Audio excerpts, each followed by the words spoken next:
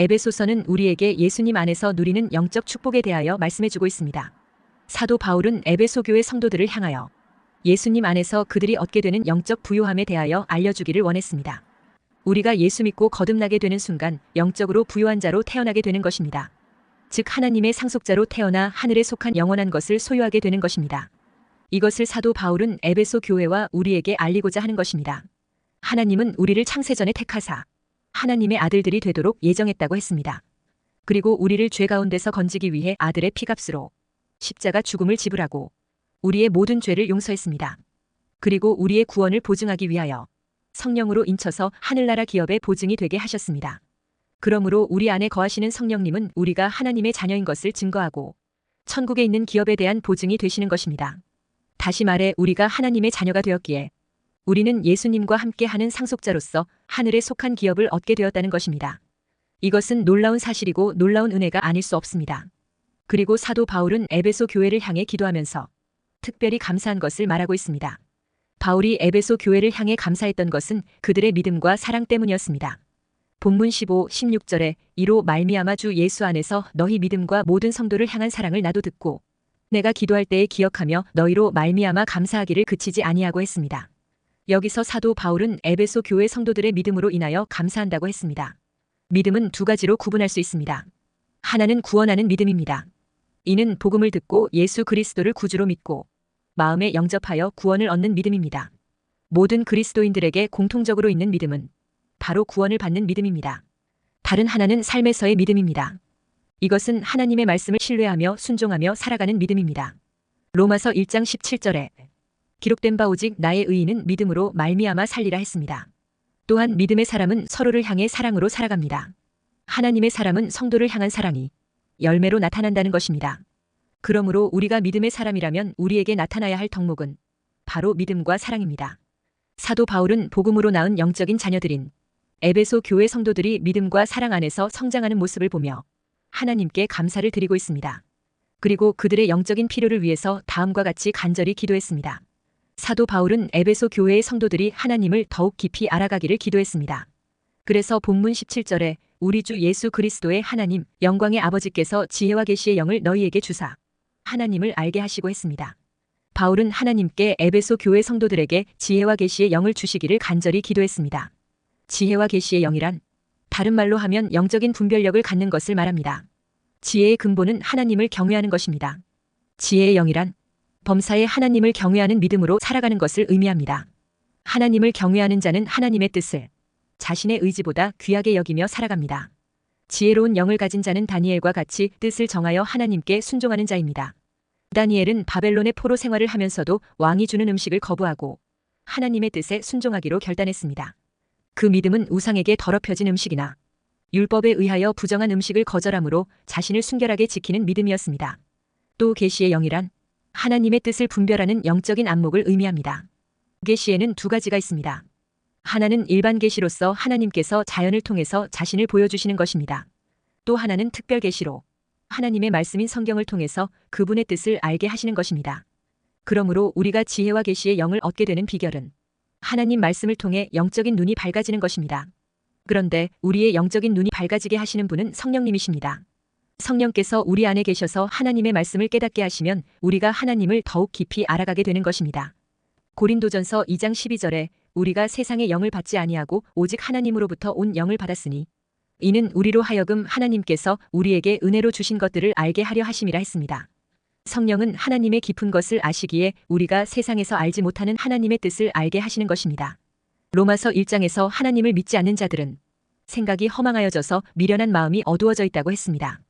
그러니까 하나님을 믿지 않는 자들은 로마서 1장 21절 22절에 하나님을 알되 하나님을 영화롭게도 아니하며 감사하지도 아니하고 오히려 그 생각이 허망하여지며 미련한 마음이 어두워졌나니 스스로 지혜 있다 하나 어리석게 되어 했습니다. 하나님을 믿지 않는 자들은 성령의 깨닫게 하심이 없기 때문에 그 생각이 허망해진다는 것입니다. 그러니 미련한 마음이 생겨 어두워져 우둔하게 된다는 것입니다. 이러니 그들은 하나님을 떠나게 되고 사람이나 금수와 버러지 형상의 우상을 만들어 놓고 숭배한다는 것입니다. 또한 그들은 거룩과 정결을 떠나서 육체의 정욕대로 살아갑니다. 그러니 자연히 육체의 더러움에 빠지고 더 큰 쾌락을 쫓다가 결국 순리를 버리고 동성을 향한 음욕에 빠진다는 것입니다. 이게 오늘 세상의 모습입니다. 그러니 정치권에서 나서서 동성애 합법화를 추진하고 난리입니다. 이제 독일에서는 독일 연방의회가 성별 등록 자기결정법 제정안을 가결 통과시켰다고 합니다.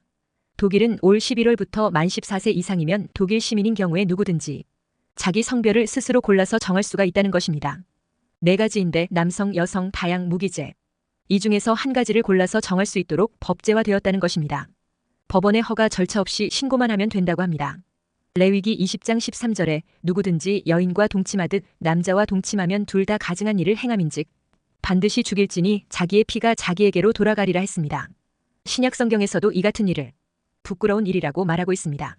로마서 1장 26절 27절에 이 때문에 하나님께서 그들을 부끄러운 욕심에 내버려 두셨으니 곧 그들의 여자들도 순리대로 쓸 것을 바꾸어 영리로 쓰며 그와 같이 남자들도 순리대로 여자 쓰기를 버리고 서로 향하여 음욕이 불릴 듯하매 남자가 남자와 더불어 부끄러운 일을 행하여 그들의 그릇됨에 상당한 보응을 그들 자신이 받았느니라 했습니다.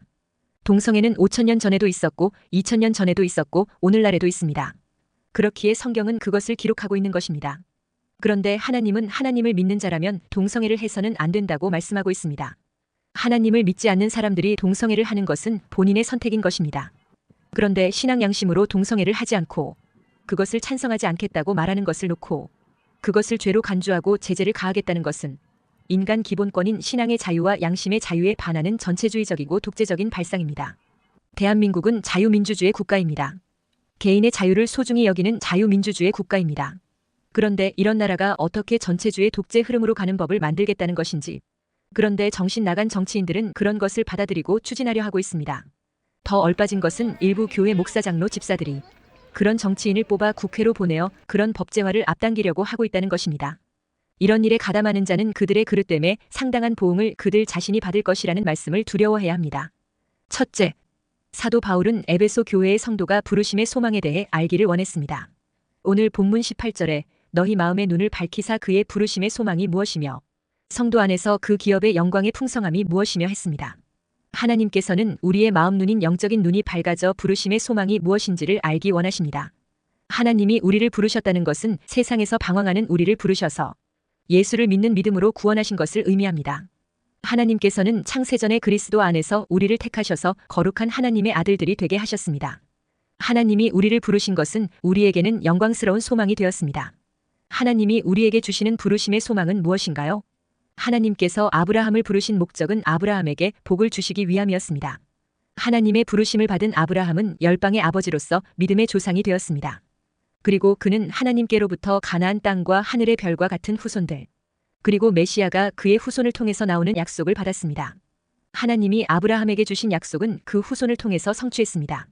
그러면 하나님이 우리에게 주신 부르심의 소망이 무엇입니까? 그것은 바로 천국에 대한 소망입니다. 예수님은 제자들에게 요한복음 14장 2절에 내 아버지 집에 거할 곳이 많도다 했습니다. 또한 예수님은 약속하시기를 요한복음 14장 3절에 가서 너희를 위하여 거처를 예비하면 내가 다시 와서 너희를 내게로 영접하여 나 있는 곳에 너희도 있게 하리라 했습니다. 예수님은 지금 우리를 위해 천국의 거처를 예비하고 계십니다. 우리식으로 말하면 천국 부동산을 준비하신다는 것입니다. 천국 부동산 수준은 세상과 다릅니다. 계시록 21장 2절에 또 내가 봄에 거룩한 성 새 예루살렘이 하나님께로부터 하늘에서 내려오니 그 준비한 것이 신부가 남편을 위하여 단장한 것 같더라 했습니다. 세상에 아무리 화려하고 비싼 수천억짜리 부동산이라도 해도 세월이 가면 낡아지고 결국 죽어 세상 떠나면 다 두고 가야 합니다. 그러니 세상에 있는 부동산 권리증은 다 시한부 권리증입니다. 그러니 세상에 있는 부동산은 내가 진짜 주인이 아닙니다. 나는 몇 년 동안 소유주 노릇하며 관리하는 관리인에 불과한 것입니다. 그래서 우리는 다 청지기인 것입니다. 세상 사는 사람들이 가진 재물들 실은 자신이 주인이 아닙니다. 10년짜리, 20년짜리, 50년짜리 시한부 주인일 뿐입니다. 그러니 그게 청지기, 즉 관리인인 것입니다. 그래서 세상 다 살고 죽어 하나님의 심판대 앞에 서면 우리는 청지기로서 심판을 받습니다. 내 재물의 진짜 주인은 하나님이십니다. 하나님의 것을 잠깐 가지고 관리한 청지기 심판을 받는 것입니다. 주인 것을 갖고 자기 것이라고 여긴 자들은 다 나쁜 청지기인 것입니다. 성경은 그것을 옳지 않은 불의한 청지기라는 것입니다. 예수 믿고 구원받은 성도에게 있어 이 세상은 천국의 부르심의 소망을 위해 주어진 소중한 기회입니다. 우리는 이 세상에 잠깐 사용하다가 없어지고 썩어질 것을 투자하여 썩지 않는 영원한 천국을 얻는 자들인 것입니다. 그래서 바울은 믿는 성도들에게는 부르심의 소망이 있다는 것입니다. 세상에서 빠르게 성공하고 출세하고 최고의 자리에 올라간 자들이 한결같이 느끼는 것이 허무함입니다. 왜 그렇습니까? 그 가진 것이 영원하지 않기 때문입니다. 결국 연기처럼 물거품처럼 사라질 신기루 같은 것이기 때문에 한없이 허무한 것입니다. 그래서 그 허무함으로 씨름하다 술과 쾌락과 마약에 빠져 인생을 비참하게 끝내는 사람들이 많이 있었습니다. 그러므로 사람에게는 허무하지 않는 진짜가 필요한 것입니다. 무엇이 진짜입니까? 썩지 않고 더럽지 않고 쇠하지 않는 것이 진짜인 것입니다. 그런데 세상에는 그런 것이 없습니다. 어디에 있습니까? 영원한 천국에 그것이 있습니다. 그래서 베드로전서 1장 3절 4절에 우리 주 예수 그리스도의 아버지 하나님을 찬송하리로다. 그의 많으신 긍휼대로 예수 그리스도를 죽은 자 가운데서 부활하게 하심으로 말미암아 우리를 거듭나게 하사 산 소망이 있게 하시며 썩지 않고 더럽지 않고 쇠하지 아니하는 유업을 있게 하시나니 곧 너희를 위하여 하늘에 간직하신 것이라 했습니다. 그러므로 인간으로 태어났다면 이 썩지 않고 더럽지 않고 쇠하지 아니하는 유업이 무엇인지 어디에 있는지 알아야 합니다. 이것을 발견하고 도전하는 자가 되어야 허무함 대신 부르심의 소망 가운데 살 수 있는 것입니다. 천국에서 우리를 부르시는 그 축복과 기업이 무엇인지 제대로 알고 이 부르심의 소망에 제대로 도전하며 살아가게 되시기를 축원합니다. 둘째, 사도 바울은 에베소 교회 성도들이 자신들이 하나님의 기업임을 알기를 원했습니다. 오늘 본문 18절에 너희 마음의 눈을 밝히사 그의 부르심의 소망이 무엇이며 성도 안에서 그 기업의 영광의 풍성함이 무엇이며 했습니다. 바울은 에베소 교회 성도들의 영적인 눈이 밝아져 성도 안에서 그 기업의 영광의 풍성이 무엇인지를 알기를 기도했습니다. 성도 안에서 기업이란 우리가 얻게 될 기업을 의미하는 것이 아닙니다. 이는 예수님 안에 있는 우리가 하나님의 기업이라는 것입니다. 성도는 하나님이 예수 그리스도의 피값으로 사신 하나님의 기업입니다. 그러므로 우리는 하나님 앞에서 영광스러운 보물이라는 겁니다. 하나님은 우리 존재에 대해 어떻게 생각하실까요? 우리를 바닷가 모래 중에 하나 정도로 취급하실까요? 결코 그렇지 않습니다. 황송하게도 하나님은 우리를 너무 귀하게 여기십니다. 하늘과 땅에 있는 모든 피조물보다 더 소중하게 보시는 것입니다. 그러니까 우리는 하나님의 영광스러운 자녀들입니다. 예수님이 산상수훈에서 우리는 공중의 새나들의 백합화보다 소중한 존재라고 했습니다. 하나님께서는 공중의 새도 기르시고 들의 백합화도 입히시며 돌보신다고 했습니다. 그러나 우리는 이러한 모든 존재들보다 소중하기에 하나님께서는 우리에게 무엇이 있어야 할 것인지 다 아신다 했습니다. 하나님은 우리의 모든 형편을 아시기에 우리가 주님의 일을 기뻐하며 힘쓸 때 우리에게 필요한 모든 것을 더해주신다고 약속했습니다. 우리 자신이 하나님의 기업이기 때문에 하나님은 우리를 소중히 여기시고 우리 머리털까지 다 세신 바 되었다고 했습니다. 그렇게 우리를 세밀하게 인도하시는 것입니다. 마태복음 10장 30절 31절에 너희에게는 머리털까지 다 세신 바 되었나니 두려워하지 말라 너희는 많은 참새보다 귀하니라 했습니다. 하나님은 우리를 귀하게 여기시기에 우리를 지키신다 했습니다. 시편 121편에서 다윗은 하나님이 졸지도 않으시고 주무시지도 않으시면서 우리를 눈동자같이 지키신다고 고백했습니다. 왜 이렇게 소중하게 지키십니까? 그것은 우리를 하나님의 아들인 예수님의 피값으로 사신 하나님의 소중한 기업이기 때문입니다. 우리는 하나님의 소유입니다. 하나님께서 우리 이마에 성령으로 도장을 찍어서 하나님의 소유로 삼은 하나님의 기업인 것입니다. 그러므로 우리는 하나님의 기업으로서 하나님께 영광이 되는 삶을 살아야 합니다. 더구나 우리는 하나님이 존귀하게 여기시는 하나님의 소중한 보물입니다. 우리는 하나님께서 보물로 여기시는 기업이기에 특별합니다. 그러므로 우리는 세상과 구별된 삶을 살아야 합니다. 그리고 하나님의 영광을 위해 살아야 합니다. 우리는 하나님의 값진 보물로서 자신의 마음과 말 행실이 주님의 기쁨이 되어야 합니다. 우리의 말은 주님과 같이 덕을 세우는 진리의 말을 하고 우리의 마음은 주님과 같이 온유한 마음이 되기를 소원해야 합니다. 그리고 우리의 행실은 주님과 같이 섬기며 희생하는 선한 삶으로 나타나도록 기도해야 하는 것입니다. 하나님은 택한 이스라엘을 향해 이렇게 말했습니다. 이사야 43장 3절 4절에 대전하는 여호와 내 하나님이여 이스라엘의 거룩한 이요 내 구원자임이라. 내가 애굽을 너의 속량물로 구스와 스바를 너를 대신하여 주었노라. 내가 내 눈에 보배롭고 존귀하며 내가 너를 사랑하였은즉 내가 내 대신 사람들을 내어주며 백성들이 내 생명을 대신하리니 했습니다. 하나님께서는 우리를 택하고 구원하여 거룩한 백성으로 삼으셨습니다. 그리고 하나님께서는 우리를 사랑하여 보배롭고 존귀하게 여기십니다. 왜냐 하니까 하나님은 우리를 사랑하시기 때문입니다. 왜 사랑하시는지 이유를 알 수 없습니다. 그러니 더더욱 황송하고 감사한 일입니다. 그렇다면 우리는 그 은혜의 만분지 1이라도 보답하는 양 구별되고 거룩하게 살며 말씀에 순종하며 사는 것입니다. 셋째, 사도 바울은 에베소 교회 성도들이 우리에게 베푸신 능력의 크심을 알기를 원했습니다. 오늘 본문 19절에 그의 힘의 위력으로 역사하심을 따라 믿는 우리에게 베푸신 능력의 지극히 크심이 어떠한 것을 너희로 알게 하시기를 구하노라 했습니다. 사도 바울은 에베소 성도들을 향하여 믿는 우리에게 베푸신 능력의 지극히 크심이 어떠한 것을 너희로 알기를 기도했습니다. 우리를 향한 하나님의 크신 능력을 알려면 일단 마음의 눈인 영적인 눈이 밝아야 합니다. 하나님은 말씀으로 세상을 창조하셨고 흙으로 사람을 지으시고 생기를 불어넣어 살아있는 사람이 되게 했습니다.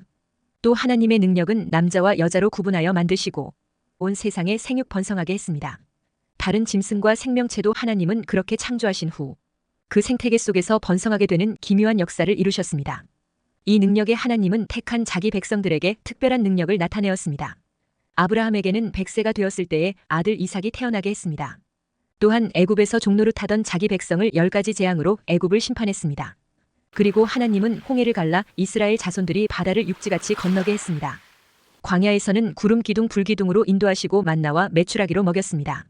또한 하나님의 능력은 자기 백성이 가나안을 정복하여 그 땅을 차지하도록 함께 해주셨습니다. 또한 하나님의 능력은 소년 다윗이 거인 골리앗을 이기게 했습니다.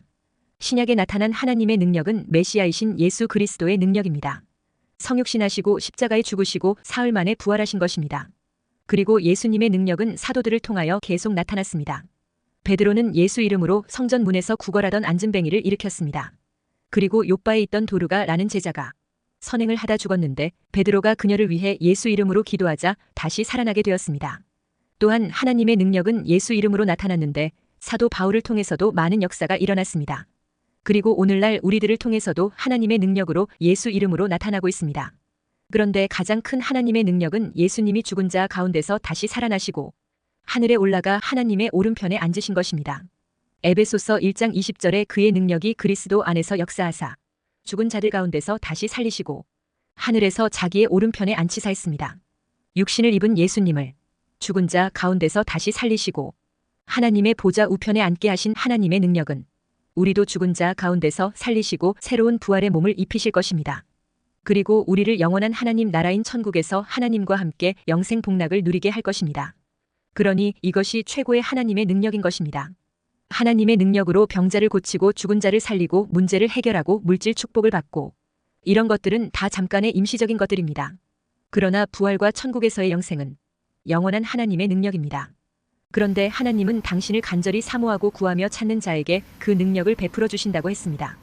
역대하 16장 9절에 여호와의 눈은 온 땅을 두루 감찰하사 전심으로 자기에게 향하는 자들을 위하여 능력을 베푸시나니 했습니다. 능력의 하나님, 진정한 축복의 하나님에 대해 마음의 눈이 열려서 그 하나님의 은혜와 복을 전심으로 사모하는 믿음의 사람이 되시기를 축원합니다.